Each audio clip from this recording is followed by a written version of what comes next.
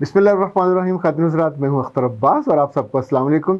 आज 3 अहम मसले हैं पर हम एक को ही लेंगे और ये मसला ऐमन का है। वो कहती हैं कि मेरी शादी को 20 दिन हुए हैं और मेरी नंद, छोटी नंद, मेरे कमरे से नहीं निकलती।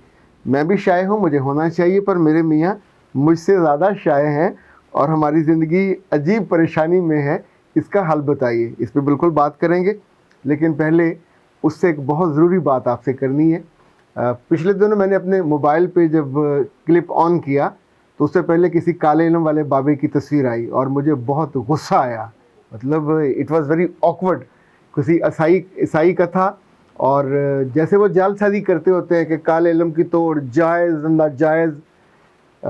इससे पहले भी मैंने इस तरह की बात सुनी थी कि लोग इस कदर हमाकत पे आमादा हैं कि ऐसे गलत, नाजायज़ और खालिसन हराम कामों के लिए भी इश्तिहार देते हैं।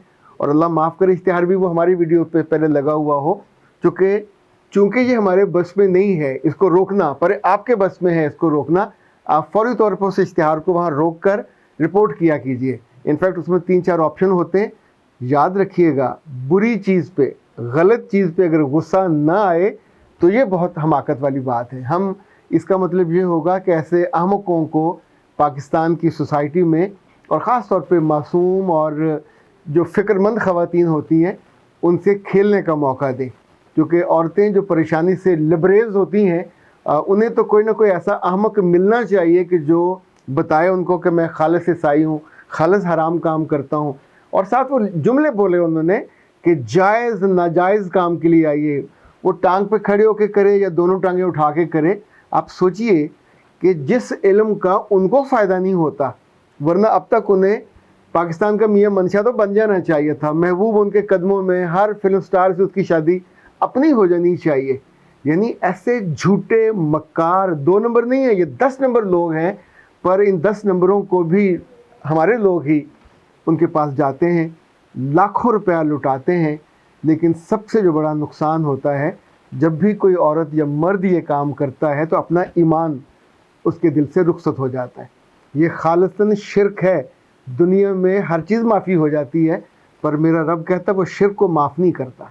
ये लोग अल्लाह की हद में पाँव रखने का दावा कर रहे हैं कि हमारे पास आओ, महबूब तुम्हारे कदमों में है, हर काम जो नामुमकिन है वो कर देंगे।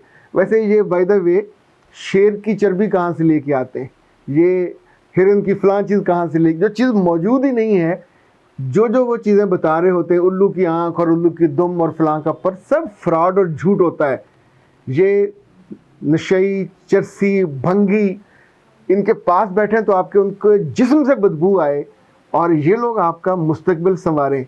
मतलब कहना तो नहीं चाहिए, पर मैं सिर्फ आपको समझाने के लिए कहता हूँ कि क्या अल्लाह ताला ने अपनी खुदाई से कोई रुखसत ली है, इन जैसे जाहिलों के स्पुर्द की है, ताकि आपकी किस्मतों से और आपके फ्यूचर से और आपकी खुशियों से और आपके ईमान से खेलें।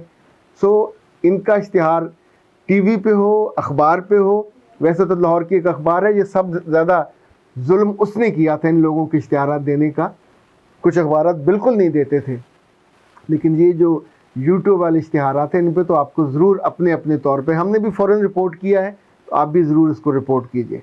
अच्छा जी, दूसरी जो ख़बर है वो अहले कराची के लिए है, जो कि बहुत मुसलसल कॉल्स आ रही थी कि आपका कराची का विज़िट कब है। तो इंशाल्लाह 24 की शाम को मैं यहाँ से आऊँगा कराची, और 25, 26, 27 3 दिन आई विल बी देयर। तो 25, 26, 27 तीनों दिन मैं अवेलेबल हूँगा। पर्सनल काउंसलिंग के लिए भी कुछ ट्रेनिंग के वहाँ हैं असाइनमेंट्स, एक आध शादी में शिरकत करूँगा। और इंशाल्लाह जिन जिन लोगों ने पर्सनल काउंसलिंग के लिए रब्ता करना है तो वो नीचे नंबर हमारा आ रहा है 0332-746-8746। अच्छा जी, अब आते हैं अमन के सवाल की तरफ कि जिनकी शादी को 20 दिन हुए हैं और उनकी जो छोटी नंद है, या जिसको बाद लोग ननद बोलते हैं, कि वो उनके कमरे से नहीं निकलती।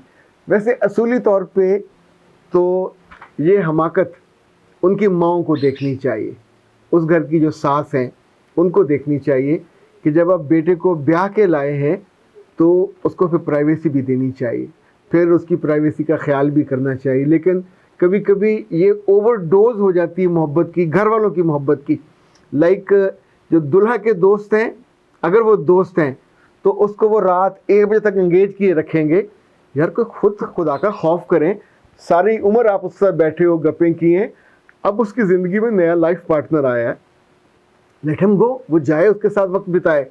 اسی طور پہ جو دلہا کی بہنیں ہیں, دلہا کی خالائیں, مامیاں, چاچیاں, تائیاں, ویلے بیٹھے کوئی کام نہیں ہوتا گپے مارنے کے اور فضول کی ادھر کی ادھر چغلیاں کرنی ہیں. اور بیچاری دلہن اور دلہا دونوں مارے باندھے بیٹھے ہوئے ہیں, بے وجہ مسکرا رہے ہیں. یعنی اس مسکراہٹ پہ انہیں بھی شرم آ رہی ہوتی ہے کہ ہم کس بات پہ مسکرا رہے ہیں, صرف اپنی پریزنس دکھانے کے لیے.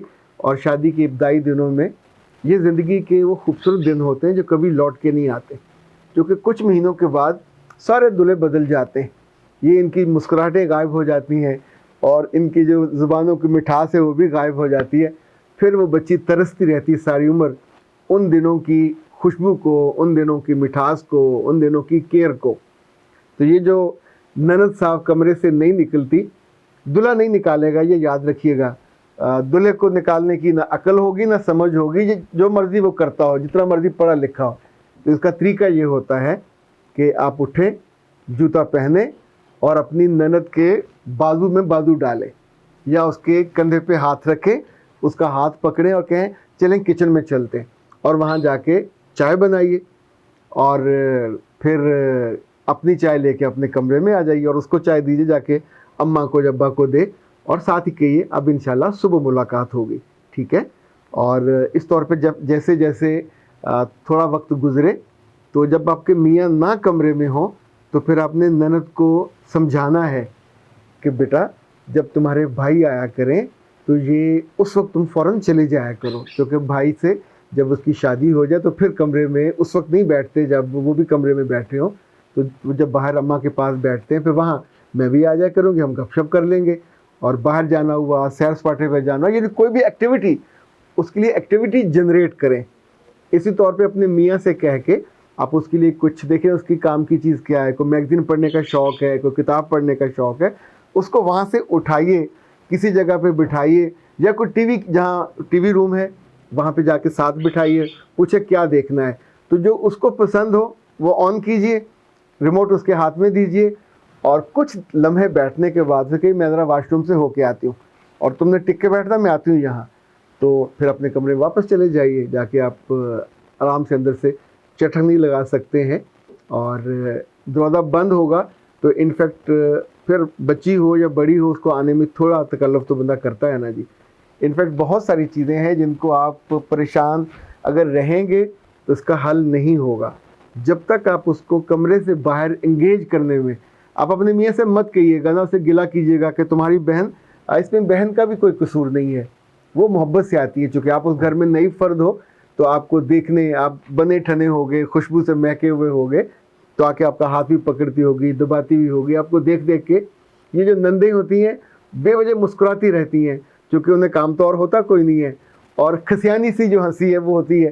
پھر وہ بعض دفعہ آپ سے انگیج آپ کو کرنا چاہ رہی ہوتی ہیں, خود انگیج ہونا چاہ رہی ہوتی ہیں تاکہ اچھا تعلق بنے. تو تعلق بگاڑنا نہیں ہے, نند کو برا بھلا بھی نہیں کہنا, اس کی برائی بھی نہیں کرنی, بٹ اس کو اپنے کمرے سے باہر جانے کا راستہ کچھ ٹائم اس سے طے کر لیجئے کہ جب تمہارے بھائی نہ ہوا کریں تو پھر فوراً پھر اس وقت سے اس وقت آ جایا کرو, تب تک میں منہ ہاتھ دھو کے تیار بھی ہو جاؤں, مجھے تیار ہونے میں مدد دیا کرو.